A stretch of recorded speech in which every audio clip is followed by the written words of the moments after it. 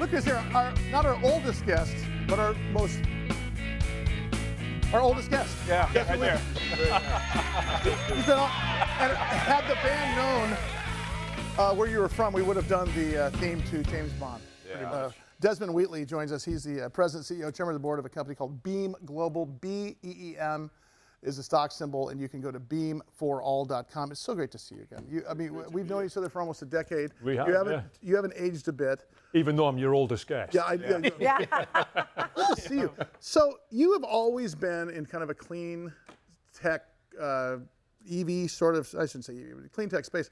And here you go again, moving into the de-electrification, I should say, or the electrification of transportation and so on and so forth. Yeah. What are you guys doing? Well, by the way, I haven't always been in clean technology. I'm a reformed pollutant. I know. You know, right? I'm trying to climb my way out of a hole here, but recovery. Yeah, we're providing rapidly deployed and highly scalable, renewably energized EV charging infrastructure, and we're also providing really, really reliable sources of electricity at a time when we're more reliant on electricity than we've ever been in our history. Mm-hmm. You know, when you say that, it's interesting to me because it's the one thing that I think should have happened before we put the cart before the horse in terms of EVs. Yes. We didn't have an infrastructure. Yes, that's right. We still don't. Yeah. But we're getting there. We're working hard on that. We've deployed thousands of units across the United States now, just expanded into Europe. We're moving into Middle East and Africa. You know, it's a brave new world, and actually a great hell of a lot of fun riding these machines and driving them too. Well, so you're at the right place at the right time, as usual. What is the adoption nowadays versus it was when we first started talking about this a while ago? Oh, for goodness sakes, when we first met, there was nothing going on, basically. Right. I mean, one of my many weaknesses in life is I'm often early to the party, but I'm rarely wrong about the party kicking off, and I was way too early then. I mean, I was making solar-powered electric vehicle charging stations at a time when there were only 4 electric vehicles on the road, and I'm not talking models. But we should have been paying attention. I'm talking absolute, 4 of them. But we 2 should have been hippies paying in attention Berkeley to and a that. scientist somewhere. That's the piece we should have been paying attention to that. We should have had the infrastructure at least on the way before we all bit into the fact that we have EVs. You look at EVs, it seems like a sensible solution, but if you don't have the ability to keep them moving, I'm going to buy my diesel every single day. I'm going to buy my freaking gas vehicle every day. So with respect to where the U.S. stands versus the rest of the world, my first question is going to be, how are we doing in the U.S. and then who's leading the way? Is it still Germany that were the first to adopt solar energy? Actually, Norway. Norway by far in terms of penetration of electric vehicles and charging infrastructure, they're way ahead of the game, and they've given some very aggressive tax incentives, done all sorts of other things to make driving an electric vehicle even more attractive than it is on its own. We're a little bit behind, and I got to tell you, Sully, that worries me. I love this country. I'm an immigrant. It's been really good to me. I'm trying to be good back to it, and I don't want to see us wake up someday in the future and be the only country that's still sort of scrapping around over the last drop of oil or the last lump of coal when the rest of the world's not doing that.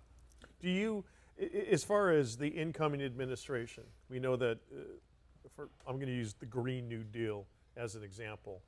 It's very polarizing with people. Yes, they love it, they hate it. I don't know how much gray area is in the middle. How much will this new administration help you and the company, if in fact you're looking for that help? Yeah, so I think the thing that's really interesting about this is we have a great deal in common with the new administration in terms of what our goals are. What do we want? We want abundant energy. We want it to be incredibly reliable. We want it to be inexpensive, and we want to lead the world. Right? So those are all goals that BEAM Global has right now. Sometimes we differ on how we're going to get there. I'm not a drill baby drill guy. I don't want to be digging up stuff out of the ground. I want to be finding ways to make abundant energy that never runs out and that's essentially free.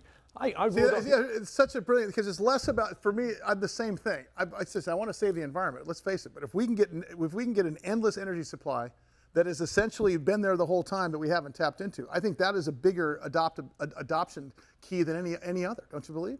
So if you think about electric vehicles and renewable energy, the US is absolutely in perfect position to do that. We have fantastically efficient capital markets, and we have an innovation society here, right? Those are the things that you need to push electric vehicles and renewable energy and energy security ahead. We should be leveraging the hell out of that. Right. You know, as I tell people in DC every time I go there, the best resource this country has is not under the ground, it's between the ears of its citizens, right? We need to be really pushing that forward, the science, the technology, and everything else like that. I want to see another 100 years of US leadership, and we're not going to have that if we don't get energy and transportation under control. A couple years before you and I met, my first foray into grid vulnerability was right here in the city of San Diego. You might be watching us on Bloomberg in Mexico or EU. You might be watching us in Dubai. on American Forces Network, or you might be here in the country watching us on Biz TV. But the first time you and I, especially because we were in the radio studio when it happened, is when San Diego, the entire city went down because some knucklehead in Arizona tripped over a wire. Yep. Yeah. Now, it wasn't nefarious, but it introduced us to this thing called you're only as good as your border, your next door neighbor's capacity. Well, now we bring up, let's talk about the nefarious guys. Let's talk about Russia. Let's talk about Iranian.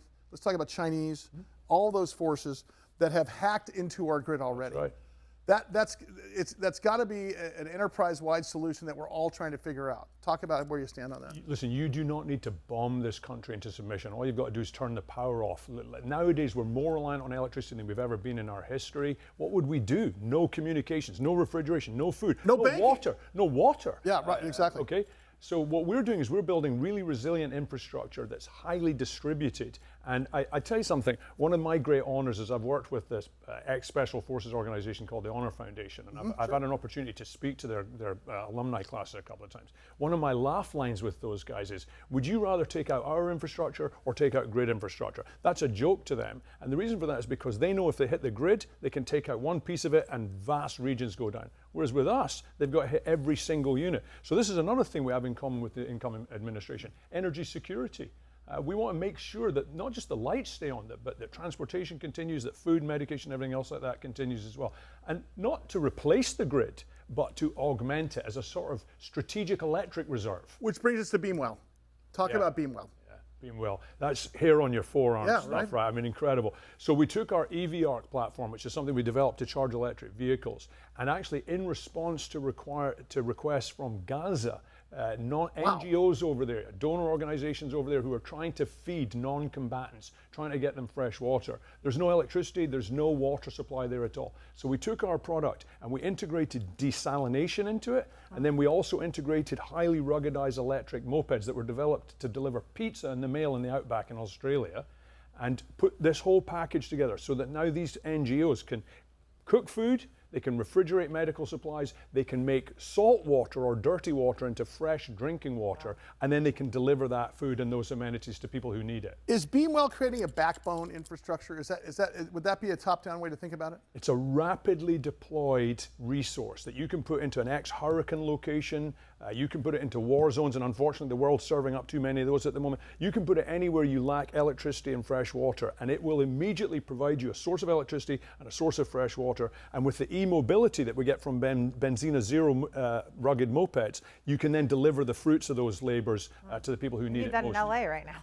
Well, absolutely. Right. Yeah. By the way, I'm glad you brought that. What a shame for those people. We feel absolutely awful for what's going on in LA right now. Desmond Wheatley, the president, CEO, chairman of the board of BEEM Global. Their ticker symbol is BEEM. Can you expand a little bit on the pizzas in Australia? I would have brought you one, but I don't think it would have done the flight. Very well. Yeah. I'm ready to invest. Go ahead. I'm sorry, but when you talk about the United States being behind the curve a little bit, and what was it, Norway? Norway's that number is, one. leading the charge. Are we very far apart, or are we if we just kind of get our act in gear a little bit, we can then be that dominant leader?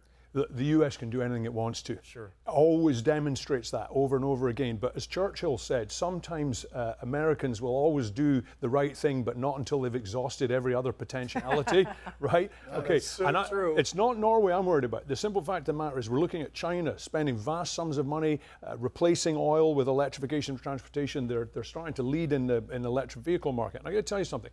The US was the undisputed leader in automotive until the 50s and 60s. Then in the 70s, we gave it up to Europe and Asia. Nowadays, the best electric vehicles in the world, Tesla, Rivian, Lucid, these are absolutely the top. We are leading again, and we need to maintain that leadership as we move forward. We can't give it up to somebody else, especially not a strategic competitor or worse. Sure. Yep. Desmond, what are you looking most forward to for 2025 for your company, and also for this whole entire, I guess, push to get to electrification?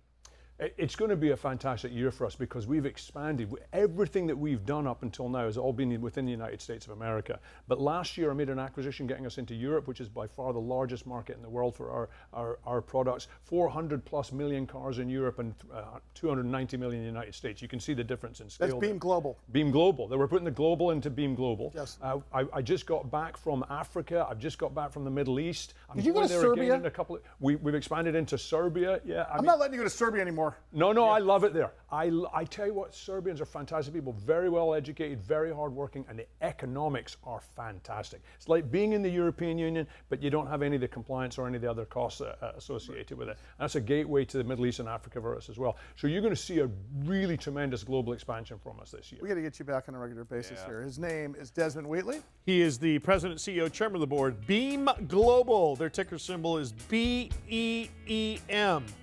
Look out for this. Can you say one last thing for us? Thank you, Miss Moneypenny. Yep. Thank you very much, Mr. Moneypenny. And by the way, Sally, absolutely fantastic to see you, man. I'm really, really appreciate it. Cheers. Big Biz Show continues. We'll see you in a minute.